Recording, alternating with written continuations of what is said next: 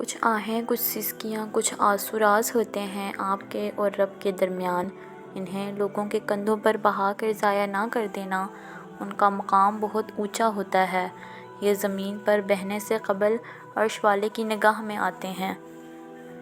کچھ لوگ اپنے خلوص کی وجہ سے اور کچھ لوگ اپنی منافقت کی وجہ سے عمر بھر یاد رہ جاتے ہیں۔ دعا کے 3 پہلو ہوتے ہیں، یا تو قبول ہوتی ہے، یا آخرت کے لیے ذخیرہ کر لی جاتی ہے، یا مصیبت کو ٹال دیتی ہے مگر رد نہیں ہوتی ہے۔ یا اللہ اپنے سوا کبھی کسی کا محتاج نہ کرنا۔ پوچھا گیا صبر جمیل کسے کہتے ہیں؟ جواب آیا جب تم آزمائے جا رہے ہو اور تمہارے لب پہ ہو شکر الحمدللہ۔ کتنے احسان ہیں خدا کے ہم پر، کبھی پڑھ کر سورہ رحمان دیکھنا۔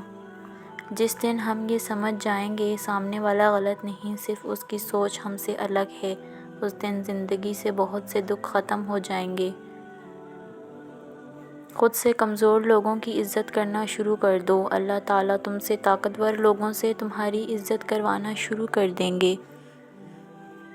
بہت امید رکھنا اور پھر بے آس ہونا بھی بشر کو مار دیتا ہے، بہت حساس ہونا بھی۔ رشتوں میں اداکاری نہیں، وفاداری والا معاملہ رکھیے۔ وضاحت کے چکر میں اپنا وقت برباد مت کرو، لوگ وہی سنتے ہیں جو وہ سننا چاہتے ہیں۔